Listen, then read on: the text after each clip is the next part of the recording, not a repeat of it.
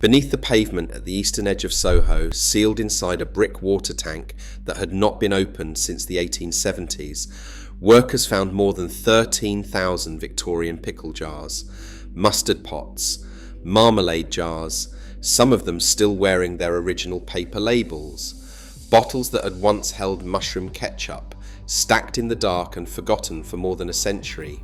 They came up in 2009, unearthed by engineers who were clearing the ground for a new railway. And to reach them, the machines first had to demolish the building standing on top. That building was the London Astoria, a hall that held around 2,000 people, a stage where Nirvana and Radiohead and Oasis and Amy Winehouse had all played, and it was one of the last great music venues left in the centre of the city. Soho had survived almost everything. It survived the ruin that followed the Great Fire. It survived a cholera outbreak that emptied its finest houses, the bombs of the Blitz, the racketeers who ran its clubs, and half a century of police raids on its bars and its brothels. What finally hollowed out the most famous square mile in Britain was not fire or disease or crime, it was a railway. This is the story of how one deal did what 3 centuries of catastrophe could not, and of everything that vanished when Soho was, at last, officially improved. But before the railway, and long before the music, Soho was a hunting ground. The name itself carries the memory of it. The best supported explanation is that Soho comes from an old hunting cry, Soho, a shout used to call the hounds when a hare broke cover, a cousin of the huntsman's tally-ho.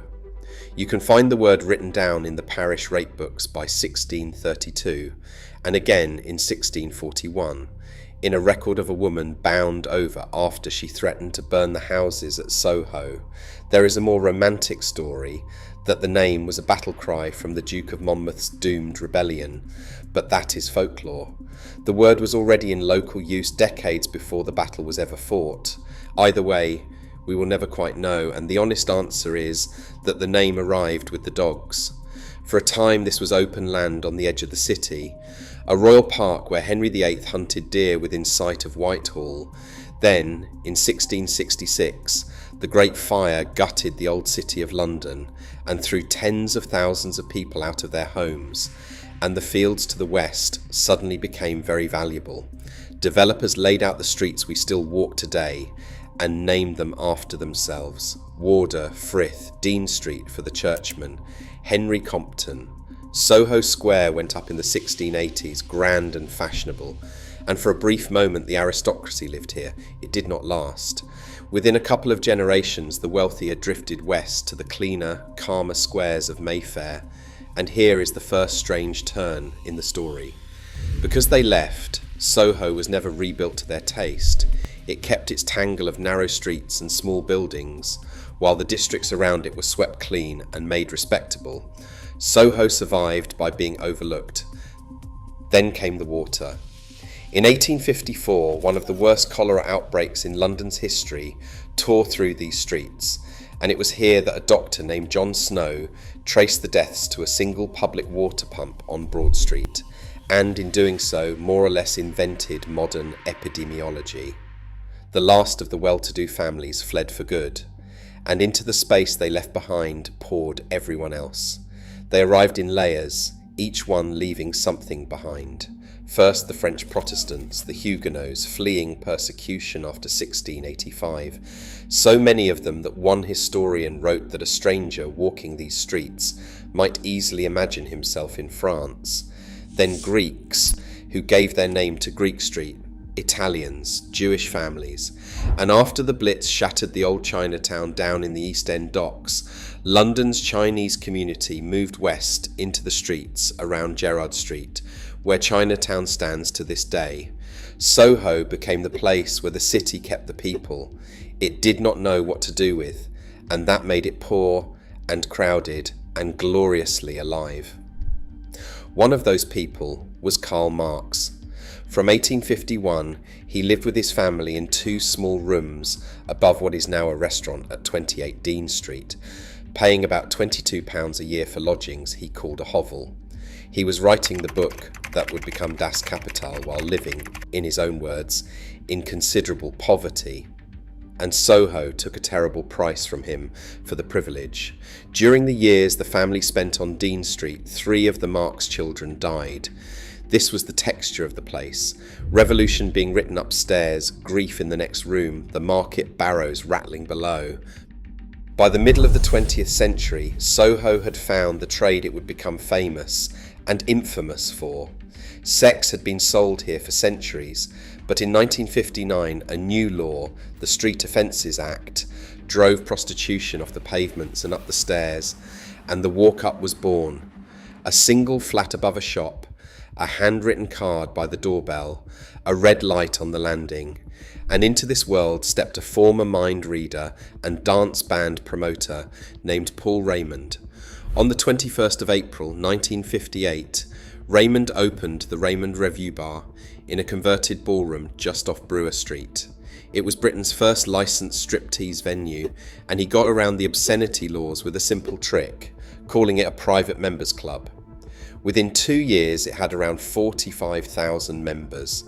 He bought the freehold of the building within a year or so for £14,000, and that purchase taught him the lesson that would make him one of the richest men in the country. Do not run the show, own the building the show is in. Through the 1970s, as the police cracked down on Soho's sex trade and property prices around the raids collapsed, Raymond bought. It was said he was picking up a Soho freehold a week.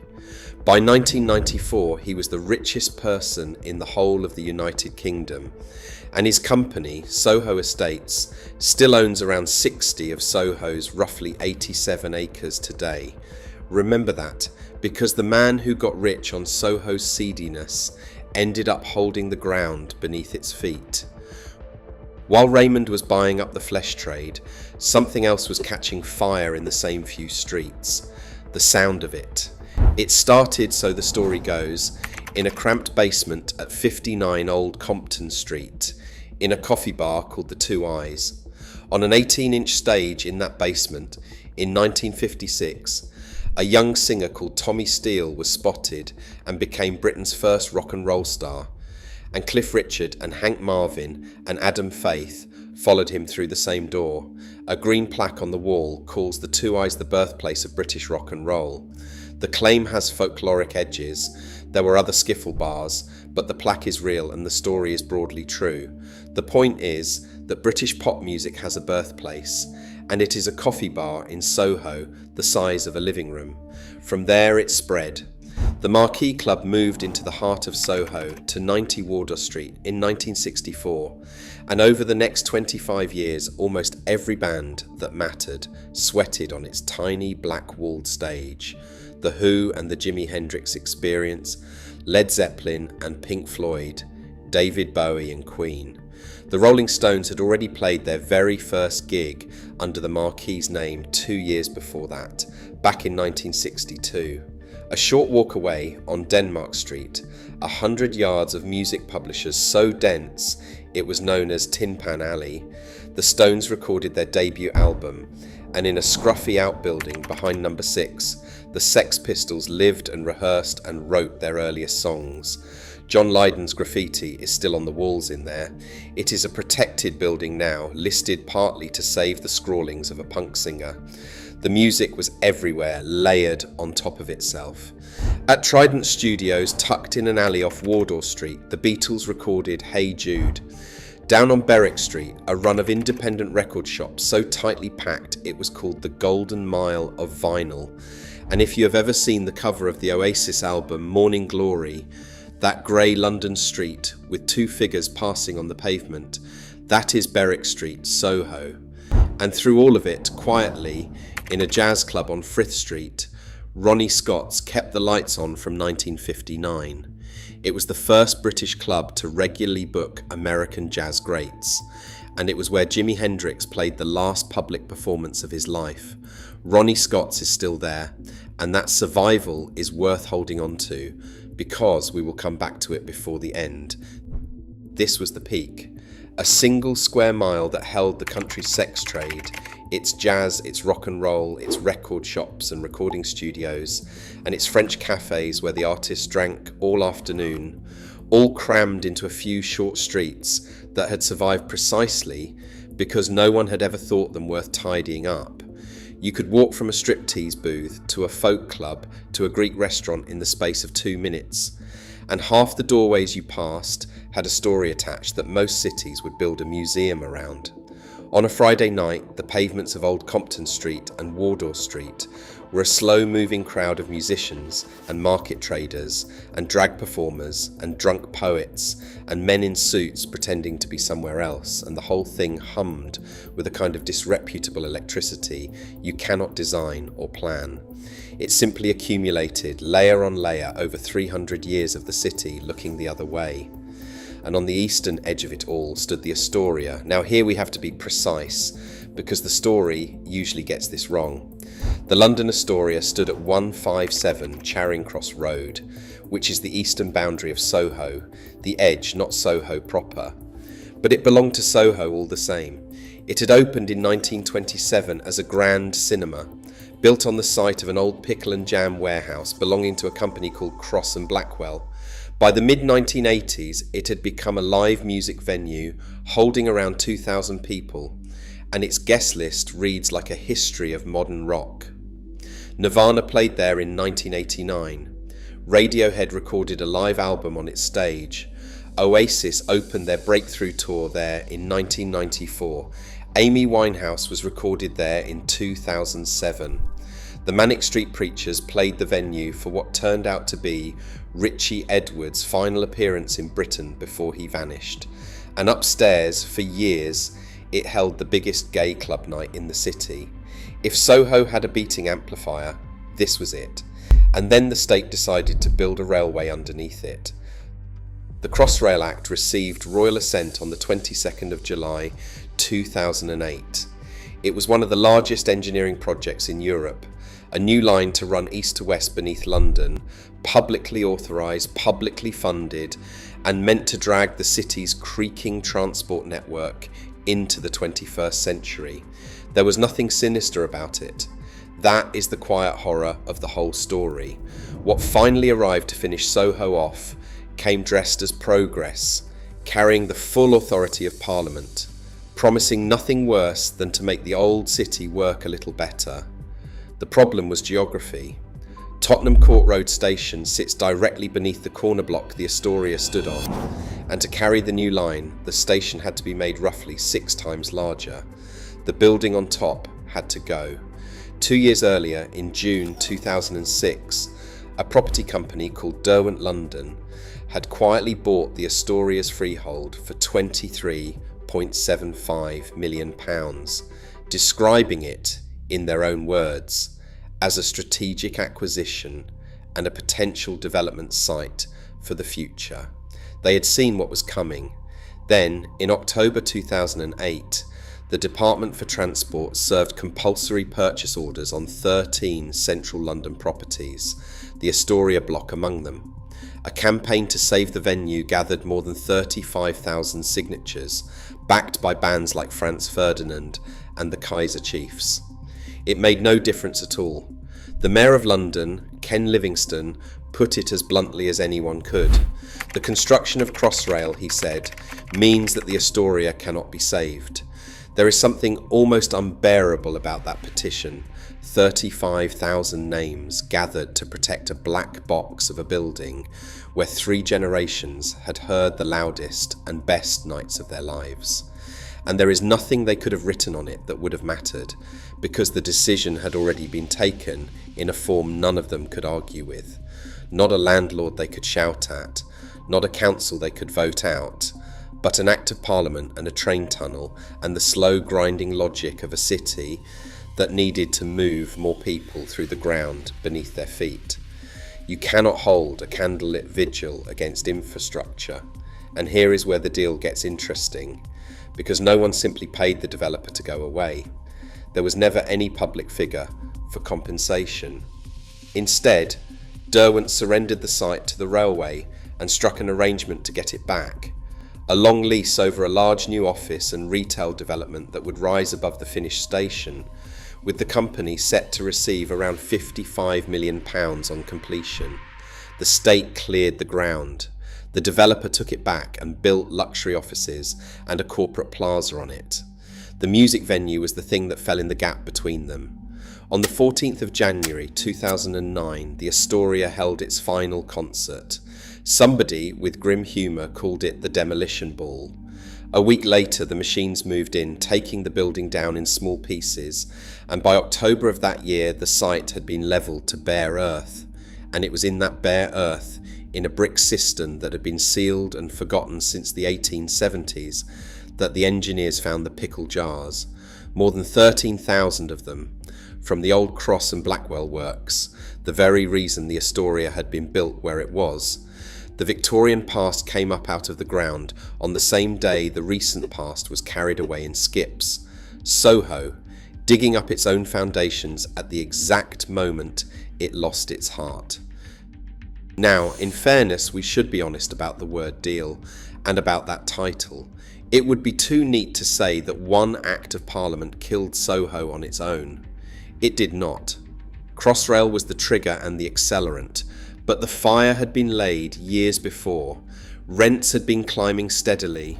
A round of rent reviews around 2005 had already begun bankrupting old institutions, and over 5 years the top commercial rents in Soho roughly doubled. What Crossrail did was give that slow economic pressure a single, visible, physical event. A demolition you could photograph. The state itself putting its name to the clearing of the ground. And once the Astoria fell, the losses kept coming, one after another, unrelated on the surface, and yet all pulling the same direction. In November 2014, Madame Jojo's, a beloved cabaret club, lost its license and closed. And its closure was the spark for a campaign called Save Soho, chaired by Stephen Fry and backed by Benedict Cumberbatch and Pete Townshend. In January 2015, the 12 Bar Club on Denmark Street, where Adele had played early gigs, shut its doors for redevelopment. And the sex trade, the oldest business in the district, was being squeezed out of existence. In December 2013, the police raided around 40 premises in a single operation, justified on the grounds of trafficking, though very little trafficking was ever found and most of the closure orders were later overturned in court. It did not matter. The walk-ups, once numbering in the dozens, fell to around 40 and then to little more than a handful. One landlord after another consolidated the freeholds. The neighbourhood that had survived by being ignored simply could not survive being wanted. And as the old tenants were priced out, you could watch what replaced them. The independent shop became a chain coffee outlet. The dark little club became a glass-fronted restaurant with the same menu you could find in any city on earth. The recording studio became office space. None of it was ugly exactly, and that was the trouble. It was clean and pleasant and completely interchangeable. The specific gravity of Soho slowly replaced with the generic weight of everywhere else. A place that had spent 3 centuries being unlike anything around it was, street by street, being made to match. The railway, when it finally opened, was beautiful. The Elizabeth line began carrying passengers through central London on the 24th of May, 2022. Quiet and clean and vast, and a new station entrance now pushes right into Soho at Dean Street. Above the ground where the Astoria stood, there is now a complex called Outernet, anchored by a building wrapped entirely in the largest indoor LED screens in the world, floor to ceiling, glowing day and night. Next to it stands a brand new theatre, the first purpose-built theatre in the West End in 50 years, 602 seats, part of a Regeneration scheme worth around £300 million. It is, by every conventional measure, a success. It is bright and safe and busy and enormously profitable, and almost nobody who loved the old Soho recognises it, and that is the part the story struggles to resolve. Because the railway is genuinely good. It carries hundreds of thousands of people a day. It works. The people who campaigned to save the Astoria still use the line that replaced it, because of course they do, because it is faster and cleaner than anything that came before. The tragedy of Soho was never that something wicked happened to it. Something entirely reasonable did, and reasonable, repeated often enough, turned out to be fatal. The loss was never total, and that matters. Ronnie Scott's is still there on Frith Street, still booking jazz every night. Bar Italia has been pulling coffee since 1949. The French house still refuses to serve a pint. The guitar shops of Denmark Street were guaranteed long leases and survived, and a new music venue holding around 2,000 people opened underground as part of the redevelopment, and Old Compton Street remains the heart of gay London. Soho is a protected conservation area. It has not been erased, it has been thinned.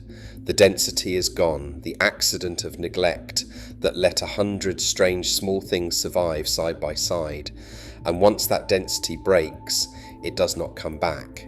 Which brings us back down into the dark, to the pickle jars. They had sat in that sealed cistern for more than a century, buried under the loudest room in London, through the whole rise and fall of everything that happened on the ground above them, through Tommy Steele and the Rolling Stones and Nirvana, and the last lonely gig before the wrecking ball. And when the machines finally reached them, they came up whole. Not one of the 13,000 had broken. It turned out that the Victorian glass packed in the earth and left alone was more durable than the neighbourhood built on top of it.